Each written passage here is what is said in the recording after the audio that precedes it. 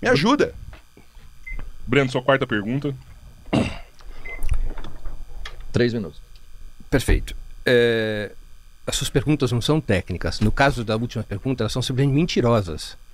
E evidentemente que diante de perguntas mentirosas não cabe qualquer outro tipo de resposta que não a repulsa essas informações. Se você está preocupado com as relações entre o presidente da República e o crime organizado, você devia aproveitar seu tempo para nos contar como é que foi possível dentro de um avião presidencial haver tráfico de droga. Um sargento da aeronáutica que está preso na Espanha até hoje porque ele traficou drogas no avião presidencial durante o governo Bolsonaro. Isso sim é um fato comprovado. O Bilinski é muito desorientado, cara, ele é muito descontrolado. Que está sendo investigado e julgado. Você devia tratar era disso, não é? Se quiser ter algum tipo de seriedade nas perguntas que você me faz a esse respeito. Quanto tempo eu tenho? 3 minutos, falta 2 minutos para pergunta. Porque é por causa da pergunta. Você tem falado em defesa da liberdade de expressão. Não, olha a expressão dele, ele já começa a querer bater de frente com a pessoa com essa intimidação, né? Essa expressão, olha, tô incorporando o cara macho, hein? Olha, eu vou perder a linha. Para com isso, que eu já não concordei com o que você disse. E vai fazendo toda essa corporalidade. Chato. Então eu quero te fazer uma pergunta, que é uma pergunta sobre um comportamento seu, porque eu quero entender a lógica. No dia 6 de agosto, você estava sendo entrevistado pelo jornalista Guga Noblat acerca do tarifaço de Trump contra o Brasil. Em um certo... Ele deu aquela... Ele cercou o Guga e prendeu ele, né, contra o corpo ali. E ele é bem maior, né, do que o Guga Noblat. E deu ali uma prensada no jornalista, né? No momento, sem que o jornalista tivesse te ameaçado ou te agredido, você o empurrou e o agarrou pela nuca. Essa é a liberdade de expressão em imprensa que você defende, a moda de esquadrões fascistas? Essa é a pergunta. Tá, vamos lá. 5 minutos, Bilinski. Cara, se você prestasse atenção na resposta do Guga, você não ia dizer que houve agressão, até porque ele declara que não houve agressão nenhuma. Todas as vezes que ele se colocou de forma muito extrema pra cima de mim, eu simplesmente afastei ele de mim. Não é agradável, sabe? Homem não gosta dessa proximidade de outro homem. Isso é bem básico. Sobre o ponto que eu coloquei pra ele, é o ponto que tá sendo colocado no chat, foi colocado no Instagram de vocês e é colocado pela esquerda o tempo todo contra mim, dizendo, você é feminicida, você matou a sua namorada. A esquerda tem esse nível de falta de honestidade intelectual. Eu tomei 6 tiros, cara. Eu fui vítima de uma tentativa de homicídio por uma pessoa que tinha doença mental. Isso foi comprovado por uma investigação da Polícia Civil, pelo Ministério Público de São Paulo, pelo Judiciário. Eu nunca, presta atenção, para com esse sorrisinho, porque isso daí é uma merda, tá, cara? Você respeita o que aconteceu comigo, respeita que eu fui vítima, tá? Isso aqui, inclusive, já foi objeto de processo contra um promotor de justiça que foi num podcast. O caso do Bilinski tem... Se faz pra um caralho, esse Paulo Bilinski é um cínico maldito. Tem furos, não tem furo nenhum. Seja honesto, faça a sua pesquisa, olhe o processo. O que você vai ver? Exatamente isso. Só que a esquerda, ela usa isso pra me colocar numa posição de desvantagem, porque eles não têm nada, eles não podem falar que eu sou corrupto, que eu sou ladrão, que eu não trabalho, que eu sou vagabundo. Então eles inventam uma coisa, inventam o quê? O caso do Bilinski não é isso. É isso que eles defendem, tá aí no chat um monte de gente burra que cai na conversa da esquerda, que são só vocês que falam isso. Você é feminicida, você é agressivo. Eu não abri minha boca sobre isso. Eu tô explicando, presta atenção. Eu tô explicando que naquele momento que eu falei pro Google, o que é? Por que você tá me chamando de... Por que você tá dizendo que eu agredo mulheres? Eu nunca fiz isso na minha vida. Me respeita. Ai, a cara de satisfação do Breno, tipo, eu nem falei sobre esse assunto. Nossa, gente, o cara, ele não bosta mesmo. Esse é o ponto. A esquerda não sabe respeitar. Ela quer mentir. Ela quer mentir. A esquerda mente. Quer te tirar do sério. Ele sabe que se eu botar a mão nele, eu perco o mandato. Eu não botei a mão nele. Ele não foi agredido. Ele disse que ele não foi agredido. Quem tá dizendo que ele foi agredido é você. Se você acha que pegar um cara na nuca daquele jeito é agressão, você não sabe o que é agressão, cara. Olha o Código Penal. Vê lá. Lesão à integridade física. Não tem lesão nenhuma. Aquilo ali é o quê? É eu mostrando pra ele que esse tipo de comportamento é ridículo, que é inaceitável, que a minha honra eu vou defender, porque eu sou homem. Eu não sou um bosta que nem esses caras. Breno, 2 minutos, Breno. Eu não fiz nenhuma pergunta sobre esse seu caso, não me interessa. Você perguntou, caso. Eu expliquei o caso do Guga, pô. A minha pergunta diz respeito se você acha legítimo exercer pressão física e ter um comportamento agressivo em relação ao jornalista. Esse foi o seu comportamento, que é muito revelador de uma atitude condenável no que diz respeito à liberdade de expressão e no que diz... Ele fazendo essas gracinhas, ele é muito descontrolado, cara, pelo amor de Deus. Respeito à liberdade de imprensa. Um jornalista pode ser tratado da maneira como você tratou o Guga? Você acha essa uma maneira correta de tratar? O jornalista é perfeito, ele pode falar o que quiser. Ele não agrediu a você... Ele não fez agressão física, você evidentemente teve uma atitude de agressão física que todo mundo que assistiu o vídeo pôde ver. Uma atitude de pressão física, uma atitude que não é própria da democracia, não é própria de quem diz respeitar a liberdade de expressão e imprensa. Essa foi a sua atitude e foi sobre isso a minha pergunta. Eu não perguntei sobre os tiros que você tomou, eu não perguntei sobre o caso da sua ex-namorada, eu não perguntei sobre nada disso. Você, por conta própria, resolveu falar desse assunto. Porque você gosta de se vitimizar de uma história que é bem estranha, né? Aproveitou a oportunidade sem ter sido perguntado a esse respeito, e sendo ou não verdade, pouco me importa. Se um jornalista como o Guga Noblat faz uma colocação para você, você acha que existe motivos, qualquer que seja a colocação do jornalista, para que você exerça sobre um jornalista pressão física? Você acha que isso faz parte da democracia? Você acha que isso faz parte da liberdade de expressão? Exercer pressão física? Você que evidentemente é fisicamente mais forte que Guga Noblat, que é um policial, que possivelmente ande armado, você acha certo ter uma atitude como a que você teve com o Guga Noblat? Isso diz muito a respeito da sua concepção sobre liberdade de expressão e de imprensa. Paulo, sua última pergunta nesse debate, 3 minutos. Lembrando que as 2 últimas perguntas que eu fiz com dados e números não foram respondidos, mas vamos lá. Vamos fazer uma pergunta light. Facinha. Igual a Anistia Light. Facinha as perguntas, até porque você não sabe fazer perguntas complexas, né? Por que motivo a esquerda defende tanto o aborto, com tanto afinco? Né? A gente vê, todos os projetos são a favor de defender a vida do bebê. Todos esses projetos são criticados pela esquerda. E ao contrário, eles propõem todos os projetos com o objetivo de finalizar, de matar o bebezinho. Né? Toda vez que a gente defende a vida do bebê, a esquerda vai lá e ataca. Toda vez que a gente ataca um projeto abortista, nós somos os errados. Né? Parece aquele cartoon do Juan Cornella, né? Metendo o bebê assim, ó, fazendo uma cesta de basquete com o bebê. Sim, é o que todo mundo quer, uma cabine de drive-thru, onde você, estando no 8º mês de gestação, possa ir lá e cortar o bebezinho em 30 minutos. Quem nunca, né? Eles falam de uma forma como se realmente as pessoas quisessem exterminar todos os bebês, como no tempo lá de Moisés, né? Mata todos os primogênitos, aborta todo mundo. A visão clara da esquerda é isso, o aborto tem que ser livre. A mulher tem que matar o bebê até o momento que ele sai da barriga. É isso mesmo, vai estar com uma canivete na mão ali, ó. Aí a criança é parida e, meu Deus, é meu, eu posso fazer isso. Esse é o nível de argumentação do... Você já foi aqui, você já defendeu os homicídios da ditadura. Você já falou que eu agredi o Guga Noblat, né? Sendo que ele mesmo falou que não. Então vamos definir aqui pelo menos um ponto. Pelo menos um ponto fixo. A esquerda. Por que ela defende a morte de bebezinhos? Que bebezinhos sejam assassinados. E por que eles não permitem... esse tipo de pergunta, nível Paulo Cogos, de argumentação, eu não posso. A proteção desses bebezinhos. Pergunta fácil, hein? A pergunta, ela é mentirosa. A esquerda nunca defendeu o aborto, muito menos nas condições em que o Bellinski aqui expôs. O que a esquerda defende como tese geral, porque não há nenhum projeto apresentado pelo governo a esse respeito, o que a esquerda defende de maneira geral é a descriminalização do aborto. Ou seja, é o direito do aborto ser feito sob determinadas e rigorosas condições. Aliás, condições essas que já existem na legislação brasileira, para que o aborto sob determinadas condições possa ser feito na rede pública de saúde, com segurança para as mães que forem obrigadas a adotar essa prática. Nenhuma mulher gosta de abortar. Nenhuma mulher aborta porque quer abortar. O aborto, muitas vezes, é o único caminho que resta. Na legislação brasileira já é previsto o aborto em 2 situações. No caso de estupro e no caso de anencefalia. Nesses 2 casos o aborto é permitido. quando o aborto é criminalizado, como é o esforço da extrema-direita de criminalizar 100% o aborto, esse foi um projeto conduzido no governo Bolsonaro, o que nós temos no Brasil é uma tremenda crueldade, porque as mulheres de classe média e ricas, essas vão fazer o aborto clandestino em boas clínicas.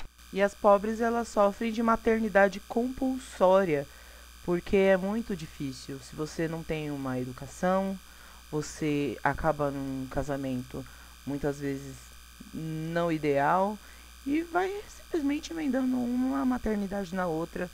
Muitas pessoas acabam presas num relacionamento fadado ao fracasso, sofrendo violência porque tem uma família numerosa, tem muitos filhos e ela não tem escolha do próprio corpo por várias questões e às vezes não é tão simples assim, né? Não é só uma questão financeira, muitas vezes é mental, a pessoa não está emocionalmente pronta para isso. Muito jovens, muito imaturas, porque é isso, tendo uma vez você falhado um método contraceptivo, basta para ter engravidado, não é como se a pessoa fosse uma devassa a vida inteira, mas existe essa questão moral por conta da igreja e a extrema-direita gosta de se fazer em cima desse discurso. Mas é simplesmente para a pessoa não ser presa depois de estar sofrendo um processo muito traumático, porque quando ela decide que vai fazer, ela vai fazer. Mas as mulheres pobres que não têm acesso a fazer o aborto nessas condições na rede pública vão fazer o aborto nas condições piores e muitas vezes elas irão à morte por conta desta alternativa que lhes resta quando lhes é vedado o sistema público de saúde. Portanto, o que a esquerda defende não tem nada a ver com defender o aborto. O que a esquerda propõe não tem nada a ver com defender o aborto. Ninguém defende o aborto como se fosse uma prática recreativa, como se o aborto fosse uma prática esportiva, como se o aborto fosse uma opção de vida. O que se defende é a descriminalização do aborto. Tipo um cigarro, né? Nossa, compre um aborto, meu Deus. Como existe em muitos países do mundo. Em muitos países do mundo foram adotadas ao longo das últimas décadas regras de descriminalização do aborto, permitindo que o aborto seja realizado até um número máximo de semanas, jamais essa baboseira que o Belinsky disse, até o momento de sair da barriga da mãe. Não existe esse tipo de regra proposta em canto nenhum. Há um limite a partir do que determina a saúde pública. O que nós temos no mundo é uma legislação que permite que o aborto seja praticado dentro da rede pública de saúde sob determinadas circunstâncias em vários países. O que a esquerda propõe no Brasil é isso, ou seja, que haja descriminalização do aborto. Não há nenhum projeto concreto do governo a esse respeito. O governo tem se posicionado a esse respeito na defesa do que já prevê a legislação brasileira, que é a possibilidade de realizar o aborto nesses dois casos. Repito, no caso de estupro e no caso de anencefalia. Essas duas hipóteses se tentou proibir durante o governo Bolsonaro. Durante o governo Bolsonaro tentou se proibir essas duas hipóteses. Imagine a crueldade que isso seria, especialmente com as mulheres pobres. Não foi o grupo da Damares que foi na porta do hospital para poder orar, interceder e mudar a ideia da cabeça da menina de 10 anos que estava grávida e precisava realizar, né, esse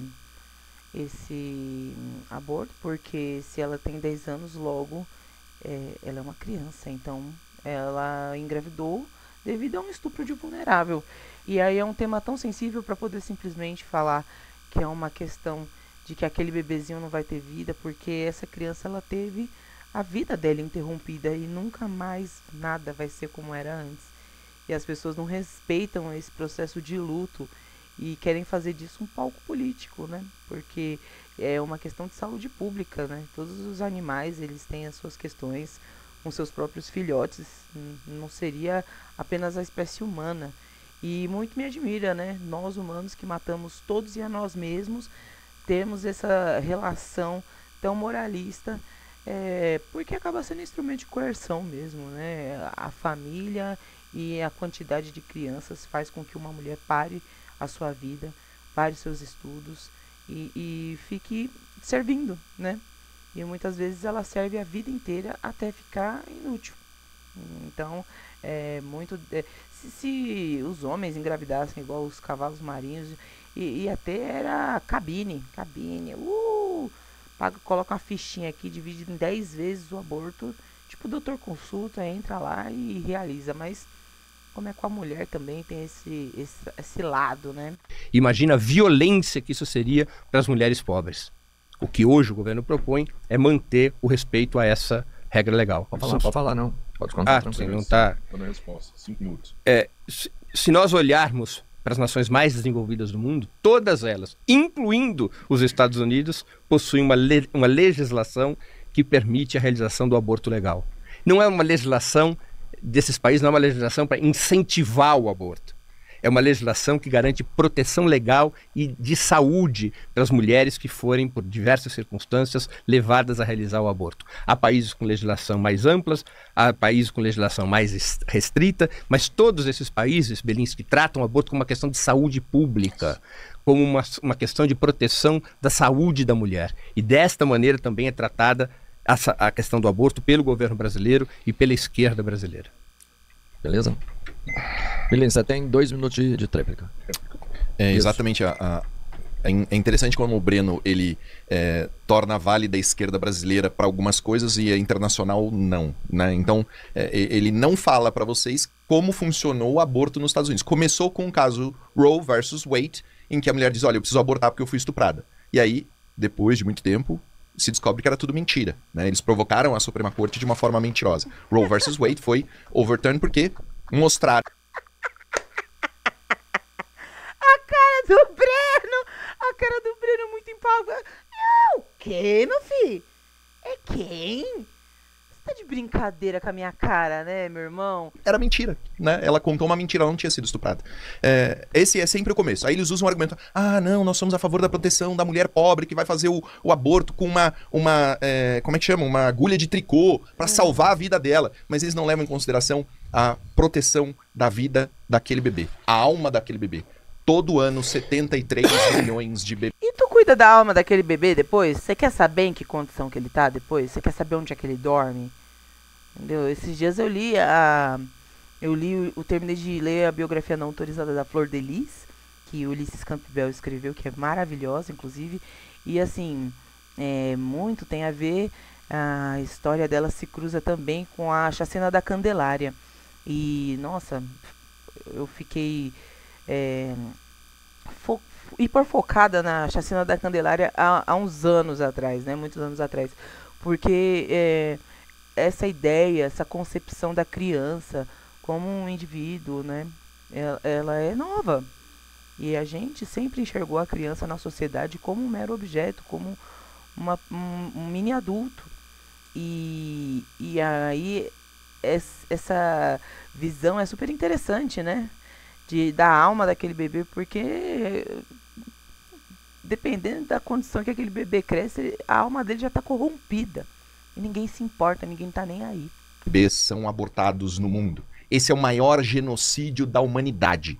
E esse crime de cogitar a solução para uma situação que a mulher não deseja, como a morte, provocar a morte do bebê, esse pecado é que é absurdo e que nós nunca vamos permitir que seja defendido. A gente sabe que é um desejo da esquerda que já foi realizado internacionalmente. Eles estão aqui hoje dizendo: não, é para evitar que a mulher, né, tenha uma questão de saúde e tal, mas é tudo mentira. O objetivo verdadeiro deles é sim que os bebês sejam mortos, que essa questão satânica seja levada à frente. Então, nós somos sempre pela defesa. Caralho, eu nunca tinha escutado mais de 2 minutos dele, é muito baixo nível mesmo. Eita, que situação, cara. Da vida daquele bebê, a alma daquele bebê seja preservada sempre. Obrigado. Breno, sua quinta pergunta e última. 3 minutos pra pergunta. Última pergunta agora? Sim. Você tem 3 minutos. Depois, se vocês quiserem O Paulo vai continuar ter aí. São 5 3 minutos de pergunta. de pergunta. O Paulo vai ter 5 para resposta. Depois volta para você mais 2 pra você Tá bem. ter a réplica. Perfeitamente. Então vou aqui para minha última pergunta, que tem a ver com a concepção de democracia do nosso Paulo Belinsky. É novamente uma questão sobre a sua trajetória pessoal, mas que tem muito a ver com o debate que nós estamos enfrentando aqui. É agora que vai pegar o bicho, né? É a última pergunta. É agora que o bicho vai pegar. Então já peguei a última pergunta. Não vou ficar assistindo 2 horas de Paulo Belinsky, misericórdia. Mas eu quero ver aí o bicho pegando. Antes, Belinsky, eu faço aqui um comentário adicional. Você não pode imputar Fingindo que tá trabalhando. questões mentirosas quando pergunta sobre a posição da esquerda em relação ao aborto. Você não pode fazer afirmações como a que você fez aqui, para além de colocar uma falsidade num outro momento do debate, quando você disse que a esquerda havia sequestrado e executado o embaixador do Reino Unido, coisa que jamais aconteceu. Você não pode fazer uma pergunta e dizer que a esquerda defende o aborto até o momento em que o bebê sai da barriga da mãe, porque isso é mentira. Você não pode fazer perguntas com base em mentira. Você deveria aprender essa lição para nos próximos debates, parar de mentir, porque isso pega mal para você. Quem está assistindo percebe que você atua através da mentira, e isso não é adequado. Mas eu vou aqui fazer a pergunta que corresponde. Em discurso na Câmara de Deputados, em 17 de maio de 2023, você homenageou o teu bisavô, Bohdan Bilinski, de nacionalidade ucraniana, que teria lutado na 14ª Divisão de Granadeiros da Waffen-SS Galizien. Então a gente está chegando naquele ponto do começo do vídeo. Vamos ver. Mais conhecida como a Divisão Galícia das SS, rebatizada Primeira Divisão do Exército Nacional Ucraniano em abril de 1945. Se pudesse viajar em uma máquina do tempo, você se alistaria para lutar na mesma divisão que teu bisavô? Complementando a pergunta, em um post no X, datado do dia 26 de dezembro de 2022, você contestou a uma pessoa que lhe questionava, abre aspas, não menti, burrão, a Divisão Galícia não é nazista. É uma divisão de ucranianos liderada por generais ucranianos que lutaram exclusivamente contra a União Soviética. Você mantém essa afirmação? São 5 minutos, Bilinski. Eu acho os contextos de democracia muito confusos na cabeça do Breno. Eu posso ter errado a questão do embaixador, deixo claro aqui. Refiz a minha pesquisa, foram 4 embaixadores sequestrados, nenhum deles foi executado. Mantenho a afirmação que são 100 homicídios praticados, mais de 150 roubos praticados. O que também é informação falsa. Tudo bem, mantenho. Tá? Em relação ao meu avô, Breno. Não é bisavô? Meu avô. Tá? Bohdan Bilinski, meu avô. Eu o conheci. Você não o conheceu. Eu sei o que ele fez. Você não sabe o que ele fez. Toca a música do violino. Toca o violino triste. Você não sabe. Você não sabe o que é rezar numa trincheira pedindo pra morrer uma morte rápida. Porque você sabe que essa vai ser a consequência. Que você não vai sobreviver. Meu avô lutou pela pátria dele. Ele não lutou por uma revolução suja, demoníaca. Meu avô lutou pela liberdade da família dele, do irmão, da mãe, que ele nunca mais viu. Impossível, cara. Essa é a diferença entre nós. O meu bisavô foi condenado pela União Soviética à morte no Gulag por ter expressado opiniões contrárias ao regime soviético. Foi mandado pro Gulag, é isso mesmo. Nazista tem mais é que tomar. Que você defende, tá? O meu bisavô foi condenado. Eu tenho a sentença penal condenatória da União Soviética, bem parecida com a do STF. Senhor. Tá? Eu sei. A minha família sabe o que é isso, o que é perseguição verdadeira, o que é lutar pela independência, pela liberdade da sua família, pela vida da sua família, que já tinha acontecido, né? O Holodomor.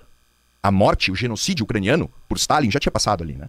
Então, não vem aqui falar do que você não entende. Você não sabe o que passou a minha família, né, debaixo da opressão comunista soviética. Esse regime demoníaco, que eu tenho certeza absoluta. Tenho certeza absoluta que estão todos no inferno. Mas o outro lado era o nazismo. O que você tá falando, meu amigo? Ai, o Estado Soviético, a União Soviética, e do outro lado, eu prefiro Hitler, né? Pelo amor de Deus, né? Nossa, isso daqui fora de contexto também. Inferno. Todos eles. Todos no inferno. Tá? Meu avô é um homem que formou um grande homem, que é meu demoníaco, que eu tenho certeza absoluta. Tenho certeza absoluta que estão todos no inferno. Todos eles. Todos no inferno. Tá? Meu avô é um homem que formou um grande homem, que é meu pai. Tá? E por intermédio dele, eu estou aqui hoje. Tá? Então... E você lutaria na Divisão Galícia? O Si, Breno. O Si, ele não pertence nem a mim nem a você. A única coisa que pertence a nós é a nossa vida, o nosso tempo. É o que você faz com a sua vida e o que eu faço com a minha vida e o meu tempo. Não existe Si. Isso aí é infantiloide. Eu sei o que eu faço. A minha dedicação... Isso é infantiloide. O cara não é infantiloide, não. A última pergunta que ele fez. Dos bebezinhos. A minha família, a minha pátria, os sacrifícios que eu fiz, o juramento que eu fiz aos 18 anos de idade, como soldado do Exército Brasileiro. A voz tá levantando, a voz tá levantando, a voz tá levantando. Sabe quando você vai assim, ó, na montanha russa? Tá chegando. O juramento que eu repeti aos 25 anos de idade como delegado de polícia. O juramento que eu mantenho até hoje. Eu sei as vidas que eu salvei, os criminosos que eu prendi, o bem que eu fiz pra sociedade e pro Brasil. Isso eu posso falar. É o que eu fiz. E eu conheço o meu avô e eu sei o que ele fez. E o meu pai, e o meu bisavô, e a minha família. Que eu conheço. Que você não sabe nada. 2 minutos mesmo. Quando o Bielinski chamou o Bielinski chamou o interlocutor dele de burrão, dizendo que a divisão Galícia não era nazista. Bielinski mentiu. A divisão Galícia fazia parte das SS nazista. Quando ele disse que era uma divisão liderada por generais ucranianos, ele mentiu de novo. Os grandes generais da divisão Galícia foram Walter Schimann, que era um austríaco, general das SS, e Fritz Freytag, um alemão, também general das SS. A divisão Galícia foi condenada pelo Tribunal de Nuremberg como uma unidade responsável por crimes de guerra. Ela não lutou só na Ucrânia, Rodrigo. Ela combateu ao lado dos nazistas na Eslováquia, na Iugoslávia e na Áustria. E eu vou contar uma outra historinha aqui em 1 minuto, porque diz respeito à minha família. A divisão Galícia foi responsável por um dos maiores crimes de guerra que aconteceram numa cidade polonesa, que quando começa a Segunda Guerra Mundial, quando a Alemanha invade a União Soviética, essa cidade estava em território ucraniano. Essa cidade se chama Ruta Piniaka. Essa cidade, em 28 de fevereiro de 1944, foi destruída pela divisão Galícia. 1000 civis foram mortos. Desses 1000 civis, Bielinski, 20 eram judeus. Um desses judeus mortos pela divisão Galícia era minha tia-avó. A divisão Galícia foi responsável. Agora eu quero ver quem é que vai dar carteirada de guerra em quem. Vai, Bielinski. Cadê sua carteirada de guerra? Aí, ó. Sabe, por matar judeus. A divisão Galícia foi responsável por matar civis. A divisão Galícia respondia à máquina de extermínio do nazismo. A divisão Galícia era uma máquina de matar a serviço de Hitler. Isso é a divisão Galícia de acordo com investigações históricas realizadas tanto pelo Instituto Polonês de Memória Nacional quanto pela Ucrânia. Na minha considerações finais, eu lerei para as pessoas a prova do que eu estou falando. Tá bom. Bielinski, 5 minutos, considerações finais do debate. Então vamos lá. Pessoal, minha conclusão do debate, tá? Fiquei muito chateado, decepcionado. Eu estudei perguntas sérias sobre o que pode ser feito pelo Brasil. Eu trouxe dados, eu trouxe números, eu trouxe investimento, eu trouxe realmente informação, né? Para concluir a verdade. E esse é o grande problema da direita, né? Esse apego que a gente tem à verdade. Esse apego que, infelizmente, é o que ao mesmo tempo faz com que a nossa verdade seja reconhecida pelo povo, mas faz com que a esquerda tenha tanto poder de sedução de muitos de vocês, jovens, que estão aqui acompanhando. Eu vi o podcast Três Irmãos deixar de ser uma coisa para ser um podcast de meninos infantis de esquerda. Não tô falando de vocês, tô falando do público, né? E eu entendo o lado do podcast, é o que dá view, o que dá like, hoje tem esse nicho, entendeu? Mas a primeira vez que eu vim aqui não era assim. Quando eu vim aqui, quando não era hypado, quando era só os fascistas que me assistiam e que falavam que eu era tudo de bom, eu amava. Né, as coisas mudaram. Eu vim para esse debate porque eu pensei, poxa, eu vou ter a oportunidade de fazer perguntas e respostas. Não é o que está acontecendo, vocês são testemunhas disso. Esses ataques históricos, né? Foi perseguido, o seu avô matou a minha tia-avó. Olha, eu tenho os mapas que o meu avô desenhou à mão dos lugares que ele marchou. Eu conheço a história da vida do meu avô. Eu sei o nome do general dele, que não tá na sua lista, porque você não sabe, entendeu? E o que isso muda o fato dele ser nazista? Eu conheço... eu sei quem era o colega de trabalho, ó. Parabéns! O Breno vai trazer aqui uma série de informações fantasiosas, mas ele não leu o outro lado, ele só leu o lado que interessa pra ele, né? Eu li um livro de 600 páginas para conhecer a história da divisão Galícia. Eu conheço a história da divisão Galícia pelo lado ucraniano, o lado que precisava de independência da União Soviética, que já tinha matado milhões de ucranianos de fome, tá?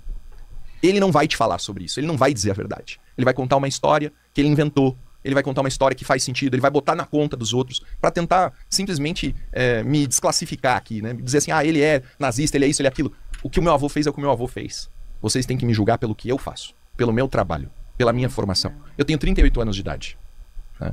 Eu estudei no colégio militar, eu servi a minha pátria no colégio militar, eu fui soldado do exército, eu sou delegado de polícia, eu sou deputado federal, eu sou professor.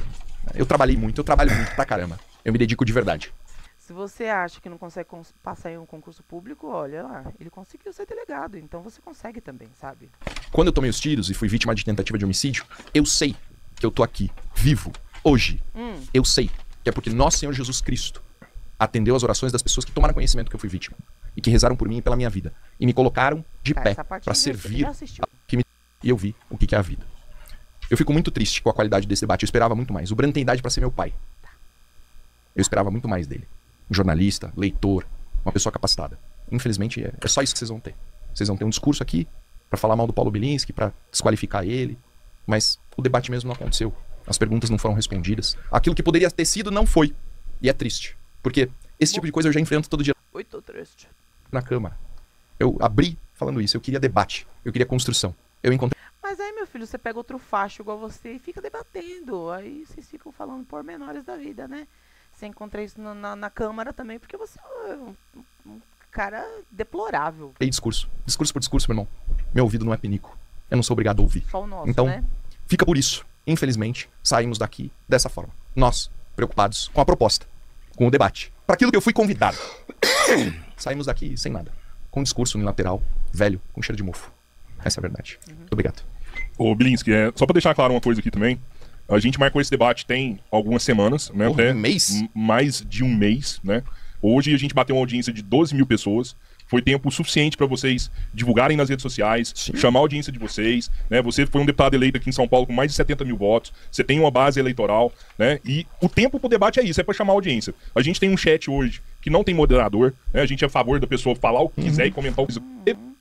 Esquerda, é comunista, não sei o quê. Cara, principalmente nos debates. Não é nada contra vocês. Eu falei, pô, a gente é amigo desde... Como é que é o nome? Araguari. Você foi que acreditou na gente antes de todo mundo. Foi o primeiro podcast que eu consumi bebida alcoólica ao vivo. Vocês lembram disso? Foi. A primeira vez. Ainda bem que você é um cara grande, senão você corre o risco dele te pegar pela nuca, hein, pô. Não, olha que comentário idiota, cara. Vamos lá. Ó, eu agradeço, de verdade, de coração. Mas eu vou ser sincero com vocês, entendeu? Meu ouvido não é pinico, cara. Tendo em vista o que aconteceu... Acabou o tempo dele? Assim... Deixa eu só... É ruim, é chato. Então não era essa a proposta, não foi pra isso que eu vim, não foi esse o convite. Mas você vai ter mais uns 30 segundos aí, Breno. Não, relaxa. Pra mim acabou. Tá fora do seu tempo. Tá. Vamos lá? O seu problema, Bilinski, é que você mente muito. Mente muito. E a mentira atrapalha o debate. Eu não vou ter meu tempo. Não, eu não vou ficar sendo agredido dessa forma, eu não agredi nenhuma vez, cara. Você não agrediu nenhuma vez. Não. Mas você é cínico, né? Não. É cínico. Tem coisa que a gente aprende no parlamento, tem a ser cínico. Pessoal, vamos fazer o seguinte. Encerrou, foi muito bacana. Eu tenho meu tempo. Bora. Tá bom, falei o que você quiser. Beleza? Valeu. Obrigado. Descontrolado demais. É demonstrativo da deselegância. É assim que funciona a extrema-direita, pessoal. A extrema-direita é assim mesmo. Eles vão embora quando se sentem pegos na mentira. Essa é a característica da extrema-direita. Eu agora posso exercer meu tempo? Sim.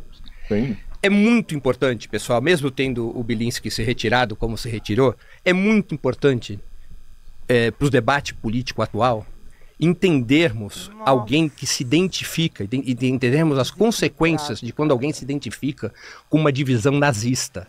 A divisão Galicien foi uma divisão nazista. Eu aqui em nenhum momento coloquei em questão sobre o que fez ou deixou de fazer o avô ou o bisavô dele. Não é disso que se trata. Se trata da mentira que Bilinski, mais uma mentira de Bilinski, mas a mentira que ele contou quando respondeu a um interlocutor na Rede X, dizendo que a Galicien não era nazista. Isso é uma mentira. Tem uma larga comprovação histórica e os oficiais generais da divisão Galicien nunca foram ucranianos. Sempre foram generais, ou austríacos ou alemães. A divisão Galicien fazia parte das SS, a tropa mais brutal e sanguinária de Adolf Hitler.